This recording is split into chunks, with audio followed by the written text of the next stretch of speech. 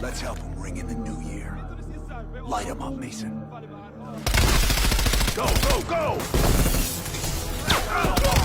To you, the viewer, this is probably a standard moment you've seen and played in dozens of shooters over the years. But for me, this moment was revolutionary. Not because of what's happening on screen, but because of what I was feeling in my hands, thanks to the PlayStation 5's new DualSense controller. New consoles tend to set the standard of gaming for the next 5 to 7 years. Better graphics, new interfaces, and yes, new controllers. Xbox's new controller is largely the same with some new ergonomic designs, but Sony's really been hyping up its new DualSense controller with haptic feedback and adaptive triggers. Something at first I thought would be another gimmick, like the 6-axis or touchpad. But after spending a few weeks with the thing, it has become my favorite part of the PS5. Rather than demand you play your games in a new, more awkward way, haptic feedback and the adaptive triggers enhance the way we already play games. And funny enough, it wasn't Astro's Playroom, the free game that acts as a demo for the DualSense, that sold me on it. It was this year's Call of Duty of all things, because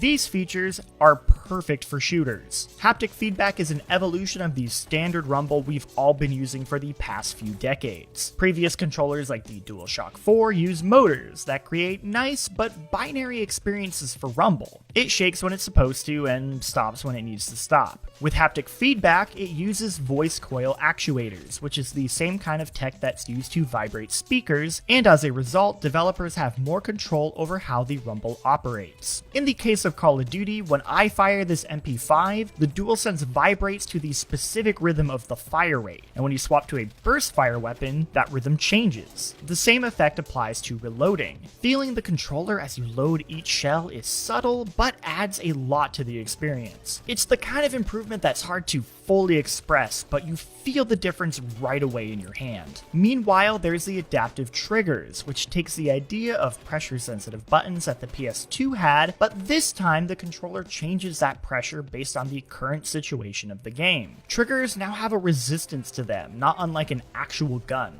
and that resistance changes based on the weapon. Pistols can be tapped with your finger much more quickly, while a single-shot rifle requires more effort to fire. It makes every shot feel more impactful, and there's a real tangible difference to using each gun. Even pulling the left trigger to aim down sights uses the adaptive triggers. Pulling out a machine gun requires a lot more pressure, and tricks your brain into getting the impression that this gun is a heavy beast.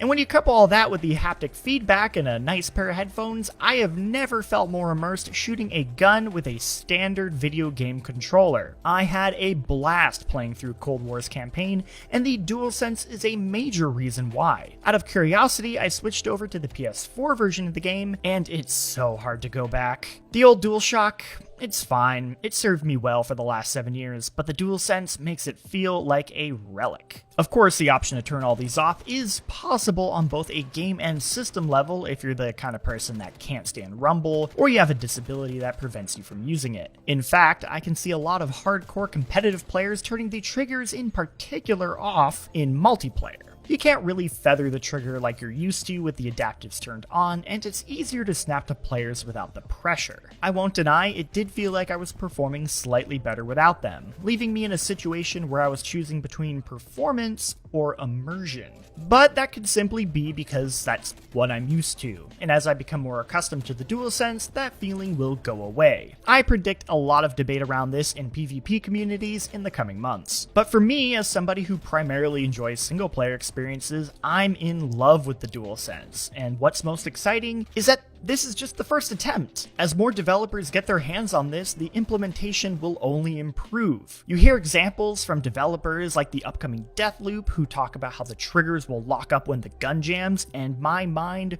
races with the possibilities. Just imagine what a developer like Hideo Kojima can do with this. But that does bring up the concern that devs do need to put in the time to properly implement it. Call of Duty has a deal with Sony that pushes the marketing for the game on the PlayStation, so it makes sense that they went all out with it. Meanwhile, Assassin's Creed Valhalla was marketed for the Xbox, and it doesn't do anything special with the haptic feedback and doesn't even use the adaptive triggers at all. Spending extra time and money on features that will only apply to one system might not always be possible, but I am hopeful that this won't go the same route as 6-axis did back on the PS3. It's a far more subtle and useful feature that can be applied to games without needing to be built around it. At the very least, I think I'm going to be buying shooters on the PS5 for the foreseeable future. That air's